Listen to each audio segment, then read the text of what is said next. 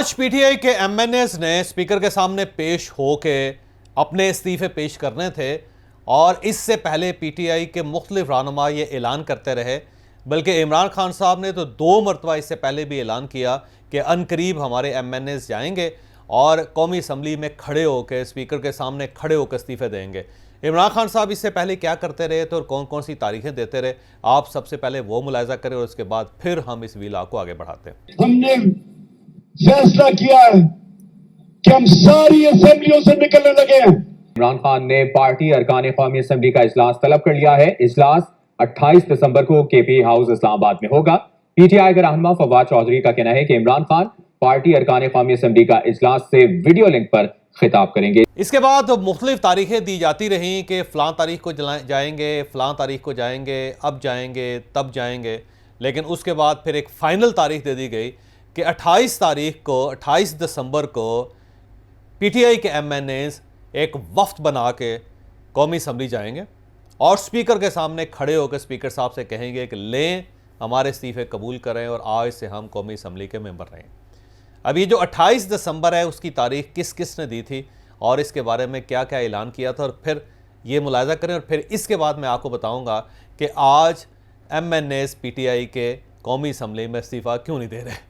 ये खत मैं भेज रहा हूँ as vice chairman of PTI और डिप्टी पार्लिमानी लीडर पाकिस्तान तहरीक इंसाफ के स्पीकर साहब को भेज रहा हूँ कि हमें वो वक्त दे, हमें वो बुलाए ताकि हम इज्तिमाई तौर पर उनके सामने पेश हो सके और अपने इस्तीफों का अदा कर सके और तजदीद अपने फैसले की तजदीद कर सके। स्पीकर से मुतालबा करता हूँ हमारे इस्तीफे फौरी तौर के ऊपर कबूल करें। सारे 123 जगहों के ऊपर जो है नशिस्तों के ऊपर इंतखाबात जो हैं वो फौरी तौर के ऊपर कराए जाएं। अब बज़ाहिर यूँ महसूस होता था कि इमरान खान साहब ने मुकम्मल तहिया कर रखा है कि वो इस साल के अंदर अंदर कौमी असम्बली से निकल जाएंगे और स्पीकर साहब की मर्ज़ी के मुताबिक, उनकी मंशा के मुताबिक इस्तीफ़े दे देंगे। जैसे वो कहेंगे जी सफ़ेद कागज़ पर लिखें, सफ़ेद कागज़ पर लिख देंगे। अगर वो कहेंगे पीले कागज़ पर लिखें, पीले कागज़ पर लिख देंगे। अगर वो कहेंगे कि इसके ऊपर अंगूठा लगा दें, उस पर अंगूठा लगा देंगे। अगर वो कहेंगे कि इसके ऊपर अपनी तस्वीर लगा दें, वो तस्वीर चिपका देंगे। और अगर स्पीकर साहब ये कहेंगे कि हर शख्स इस्तीफ़ा देने से पहले वज़ू करके आए बाकायदा, तो उसके लिए भी ये तैयार थी पार्टी कि हम वज़ू भी कर लें, जाके स्पीकर साहब की मेज़ पर इस्तीफ़ा दे मारेंगे। लेकिन फिर आज अचानक यू टर्न लिया पीटीआई ने और अब आज पीटीआई के एमएनएस वफ्द बना के जत्थे की शक्ल में सब इकट्ठे होकर कौमी असम्बली नहीं जा रहे। आज इस्तीफ़े नहीं हो रहे। आज सिर्फ स्पीकर साहब से एक वफ्द मिलेगा और इस वफ्द में 5 से 6 लोग होंगे, जिसमें शाह महमूद कुरैशी साहब इसकी क़यादत करेंगे और इस स्पीकर से मिल के उनसे दरख्वास्त करेंगे कि आप हमें तारीख दे दें, उस तारीख को हम सब ने आना है और आके आपको इस्तीफ़ा देना है। अब सवाल ये है कि जब आप इतने फर्म थे, जब आपको इतना यकीन था कि आप 28 दिसंबर को जाएंगे और ये दिन आपका कौमी असम्बली की रुकनीत का आखिरी दिन होगा, तो फिर आपने इसको तब्दील कैसे कर दिया। उसके लिए बहुत सारी इंफॉर्मेशन है जो मुख्तलिफ हलकों से हमें मिल रही हैं। वो इंफॉर्मेशन आपके साथ शेयर करता हूँ, लेकिन मैं आपको ये बताता चलूँ कि ये इंफॉर्मेशन हतमी नहीं है, ये सुनगुन है जो हमें मुख्तलिफ लोगों से हुई। पहली बात तो ये है कि पीटीआई का ख्याल ये था कि 28 दिसंबर को केपी के हाउस में तमाम एमएनएस को इकट्ठा किया जाए। पाकिस्तान में जितने भी पीटीआई के एमएनएस हैं सबको केपीआई हाउस में इकट्ठा किया जाएगा और उनको वहाँ पे खाना खिलाया जाएगा। फिर इमरान खान साहब एक भरपूर मोटिवेशनल स्पीच करेंगे और उसके बाद सब एमएनएस को गरमा के फौरी तौर पर गाड़ियों में बिठा के उनको पार्लियामेंट हाउस ले जाया जाएगा और वहाँ पे वो स्पीकर साहब के सामने खड़े होकर कहेंगे जी बताएं आपको कैसे इस्तीफ़ा चाहिए, और उसके मुताबिक फौरी तौर पर इस्तीफ़ा उनको पेश करते हैं। लेकिन जब एमएनए से रब्ता किया गया कि आपने 28 दिसंबर को आपने केपी हाउस आना है, तो 37 एमएनएस ने आने से इनकार कर दिया। अब ये जो 37 एमएनएस हैं, इन्होंने ये नहीं कहा कि मुझे इत्तफाक नहीं है आपकी इस पॉलिसी से या मैं एमएनए रहना चाहता हूँ, नहीं। सबके बहाने मुख्तलिफ थे। किसी के बच्चे की शादी थी, किसी को ज़ुकाम हुआ था, किसी को बुखार हुआ था, कोई ये कह रहा था मेरी वालदा बीमार है, कोई ये कह रहा था मेरे भाई बीमार है, कोई ये कह रहा था सर मैं मुल्क से बाहर जा रहा हूँ, किसी का ये कहना था मैं मुल्क से बाहर बैठा हुआ। तो 37 एमएनएस ऐसे थे कि जो 28 दिसंबर को केपी हाउस में आने के लिए तैयार नहीं थे। तो जब शाह महमूद कुरैशी साहब को ये पता चला कि इतनी बड़ी तादाद में एमएनएस हमारे साथ नहीं हैं और हो सकता है इन सब के जो इश्यूज़ हैं वो जेन्युइन हो, तो फिर इन्होंने ये फैसला किया कि हमें 28 दिसंबर का रिस्क नहीं लेना चाहिए, क्योंकि जब हम यहाँ से जाएंगे और हमारे साथ 37 MNAs नहीं होंगे तो उसी वक्त एक बैड मैसेज आएगा कि पीटीआई टूट गई है और पीटीआई के MNAs पूरे नहीं हैं। लिहाजा शाह महमूद कुरैशी साहब ने फिर इमरान खान साहब को कायल किया और पार्टी ने यह फैसला किया कि 28 दिसंबर का इजलास कैंसिल करते हैं और इस नाकामी को स्पीकर साहब के मत्थे मारते हैं।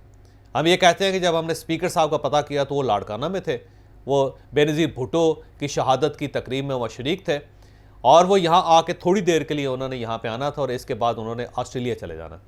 तो क्योंकि स्पीकर साहब के पास टाइम नहीं था तो हम नहीं चाहते थे कि हमारे MNAs का हर्ज हो। कोई शख्स कराची से आएगा, कोई हैदराबाद से आएगा, कोई सक्खर से आएगा, कोई इंटीरियर पंजाब से आएगा, तो इतनी दूर दूर से MNAs को बुलवाने के बाद फिर उनको कौमी असम्बली में लेके जाना और वहाँ पर स्पीकर साहब ना हो, तो इससे लोगों को बड़ी कोफ्त होगी, लोगों को बड़ी तकलीफ़ होगी। तो हमने इन सब को तकलीफ़ से बचाया और हमने ये सोचा कि हम पहले जाकर स्पीकर साहब से टाइम ले लेते हैं।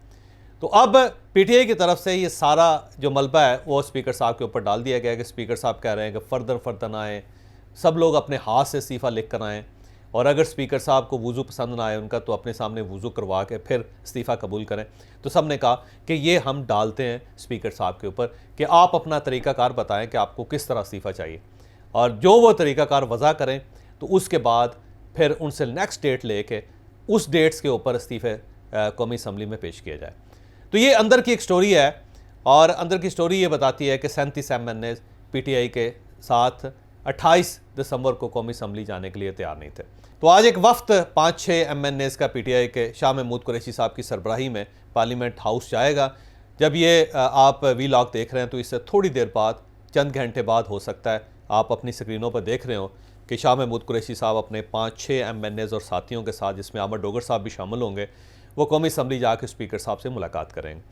तो ये इसकी बैकग्राउंड थी। अब यहाँ पे एक सवाल ये है कि क्या वाकई ही पीटीआई इस्तीफ़े देना चाहती है?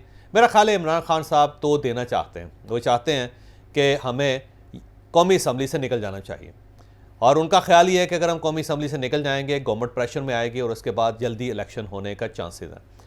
लेकिन ये भी दुरुस्त है कि उनकी पार्टी के बेशुमार ऐसे लोग हैं जो इस्तीफ़े नहीं देना चाहते। वो सब ये समझते हैं कि हमें सिस्टम के अंदर रहना चाहिए। उन सबका ख्याल ये है कि पाकिस्तान के अंदर किसी वक्त कुछ भी इंकलाब आ सकता है और जब वो इंकलाब आएगा और अगर हम MNA होंगे तो हम कौमी असम्बली में जाके अपनी सीट पर बैठ के बहुत कुछ कर सकते हैं। और उनमें से कुछ लोगों का ख्याल है कि अल्टीमेटली हमें PDM के साथ बैठना पड़ेगा और बैठ के कोई एक मुत्तफ़िका लाएअमल बनाना पड़ेगा और फिर हमें उस लाएअमल को कानूनी शक्ल देनी होगी और उस कानूनी शक्ल के लिए हमारे पास कौमी असम्बली का होना ज़रूरी है। तो अगर हमने आज नशिस्त खो दी और कल इमरान खान साहब ये फैसला कर लेते हैं कि हमें PDM के साथ बैठ के इलेक्शन पे, इकॉनमी पे, इदारों को सियासत से बाहर रखने पे और आर्मी चीफ़ की नेक्स्ट एक्सटेंशन जो है उसको ख़त्म करने के लिए, ये सब कुछ जब हमें कानून साजी करनी पड़ेगी तो हमें ज़ाहिर है उनके साथ बैठना पड़ेगा PDM के साथ। और जब PDM के साथ बैठेंगे तो उसके बाद फिर हमें उसे कानून की शक्ल देनी पड़ेगी और जब हमें कानून की शक्ल देनी पड़ेगी तो हमारा कौमी असम्बली में होना ज़रूरी है। और अगर हम कौमी असम्बली में नहीं होंगे तो वो जो हमारा चार्टर होगा उसकी एक कानूनी हैसियत कोई नहीं होगी, वो सिर्फ एक कागज़ का टुकड़ा होगा। तो सब उनमें से मैक्सिमम लोग ये चाहते हैं कि कौमी असम्बली से हमें इस्तीफ़े नहीं देने चाहिए और वो इमरान खान साहब को टाल रहे हैं। तो वो कोशिश कर रहे हैं कि इमरान खान साहब को राज़ी किया जाए और उनसे कहा जाए कि आप थोड़ी सी अना का शिमला नीचे करें, थोड़ी सी आप अपनी ज़िद को नीचे करें, उसकी आँच को, उसकी लो को नीचे करें और हम कौमी असम्बली जाके वहाँ पे खड़े होकर अपना किरदार अदा करते हैं। और अगर कल कोई चीज़ भी तब्दील हो जाती है और हमें अगर 1 या 2 इत्तेहादी मिल जाते हैं तो हम गवर्नमेंट बनाने की पोजीशन में भी होंगे। बल्कि उन सब का ये कहना है कि अगर हम एफर्ट करें तो हम इलेक्शन से पहले गवर्नमेंट बना सकते हैं अपनी कौमी असम्बली के अंदर और जब हम वफाक में हमारी गवर्नमेंट हो जाएगी तो हम केयर टेकर गवर्नमेंट भी बना सकेंगे। जब केयर टेकर गवर्नमेंट बना सकेंगे तो हमारे इलेक्शन विन करने के चांसेस ज़्यादा होंगे। तो वो उनका अपना व्यू।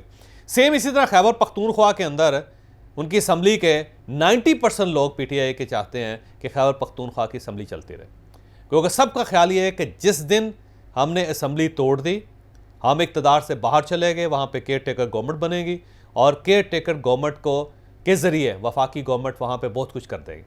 फिर वो हमारे MNAs तोड़ लेंगे, फिर आसिफ अली जरदारी साहब पेशावर आके बैठ जाएंगे, वो अपने पुराने साथियों को एक्टिव करेंगे और उसके बाद हमारे लिए वहाँ पे इलेक्शन लड़ना और जीतना मुश्किल हो जाएगा। सेम इसी तरह पंजाब असम्बली के अंदर काफ लीग के सारे एमपीएस ये चाहते हैं, उनके सारी कैबिनेट ये चाहती है कि असम्बली ना टूटे। बल्कि कल बहुत से लोगों की राजा बशारत साहब के साथ मुलाकात हुई तो सबने देखा कि राजा बशारत साहब जरा डाउन है, वो थोड़े से मुरझाए हुए हैं, क्योंकि उन्हें ये महसूस हो रहा है कि उनकी वजारत चंद दिनों की मेहमान रह गई है और उससे फिर इनको बहुत नुकसान होगा, फिर ये दोबारा सड़कों पे होंगे। खुद पीटीआई के एमपीएस नहीं चाहते, खुद पीटीआई के वज़रा नहीं चाहते कि पंजाब असम्बली टूटे, और ये एक हकीकत है। सिर्फ इमरान खान साहब वाहिद शख्स हैं जो ये चाहते हैं कि हमें पंजाब असम्बली भी तोड़ देनी चाहिए, खैबर पख्तूनख्वा असम्बली भी तोड़ देनी चाहिए, हमें वफाक से भी निकल जाना चाहिए, क्योंकि वो समझते हैं कि अगर हमने ये कर लिया तो हम अगले इलेक्शन के करीब पहुँच जाएंगे, जबकि बाकी एमपीएस और एमएनएस का व्यू बिल्कुल मुख्तलिफ। वो ये नहीं चाहते कि हम कोई इस किस्म का वेंचर करें जिसके बाद हमें सड़कों पर खड़ा होना पड़े, रुलना पड़े और फिर सारी गेम हमारे हाथ से निकल के पीडीएम के पास चले जाए। अब जो कल तक का एक फार्मूला था उसके मुताबिक पाकिस्तान मुस्लिम लीग काफ ने और दूसरा पीटीआई ने, इन दोनों ने अपनी अपनी पार्लिमानी कमेटी का इजलास बुलाना था 2 जनवरी को। और सबका ख्याल था कि उसी वक्त खड़े होकर सीधा पंजाब असम्बली में जाके एतमाद का वोट ले लेंगे, क्योंकि जब यूं इनके पास 186 लोग पूरे होंगे तो ये पंजाब असम्बली जाएंगे और वहाँ पे एतमाद का वोट ले लेंगे। अब इशू ये है कि पंजाब असम्बली के स्पीकर साहब ने 2 तारीख और 3 तारीख को इजलास ही नहीं बुला रखा। जो पंजाब असम्बली का जो अगला इजलास होना है वो 11 जनवरी को होना है, तो ये एक टेक्निकल सा प्रॉब्लम हो गया। लेकिन अब इमरान खान साहब का फार्मूला ये है कि 2 तारीख को और 3 तारीख को हम एक इजलास बुलाते हैं और पार्लिमानी कमेटी जो फैसला करती है उसके बाद हम 4 या 5 या 6 तारीख को हम पंजाब असम्बली जाके एतमाद का वोट ले लेते हैं और इसके फ़ौरन बाद हम असम्बली तोड़ने की कोशिश करते हैं, जिसमें चौधरी परवेज़ इलाही साहब की रिजर्वेशन है। चौधरी परवेज़ इलाही साहब ये कहते हैं कि 11 जनवरी से पहले हम असम्बली नहीं तोड़ सकते, क्योंकि मैंने वहाँ लिख कर दिया हुआ है कि मैं असम्बली नहीं तोड़ूंगा, मैं असम्बली जारी नहीं करूँगा। तो लेकिन इस पर इमरान खान साहब का ये कहना है कि आपने लिख कर दिया हुआ, हम सब ने तो नहीं लिख कर दिया हुआ। लिहाजा पीटीआई की पूरी कोशिश है कि वो किसी न किसी तरीके से 11 जनवरी से पहले पंजाब असम्बली तोड़ दे, और इसके लिए कानूनी मशावरत जारी है, क्योंकि चौधरी परवेज़ इलाही साहब का ये कहना है कि अगर हमने 11 जनवरी से पहले असम्बली तोड़ी तो फिर मेरे ऊपर तौहीन अदालत लग जाएगी। लेकिन इमरान खान साहब ये चाहते हैं कि असम्बली भी टूट जाए, और अगर चौधरी परवेज़ इलाही साहब पर तौहीन अदालत लगती है तो लग भी जाए, क्योंकि इमरान खान साहब को इसमें कोई नुकसान नहीं है। लेकिन दूसरी तरफ चौधरी परवेज़ इलाही साहब को पता है कि यूँ ही हाई कोर्ट की समाअत शुरू होगी तो उसके बाद फिर असम्बली के टूटने के इम्कानात कम होते चले जाएंगे। फिर चौधरी परवेज़ इलाही साहब पाबंद होंगे हाई कोर्ट के मशवरे का और हाई कोर्ट के फ़ैसले का। अगर हाई कोर्ट उन्हें रोक देती है तो फिर वो असम्बली नहीं तोड़ सकेंगे। तो अब ये पंजाब के अंदर भी एक गेम चल रही है। लिहाजा मुझे सरदस ना कौमी असम्बली से पीटीआई के इस्तीफ़े होते हुए नज़र आ रहे हैं, ना पंजाब असम्बली टूटती हुई नज़र आ रही है, ना ही खैबर पख्तूनख्वा की असम्बली टूट रही है।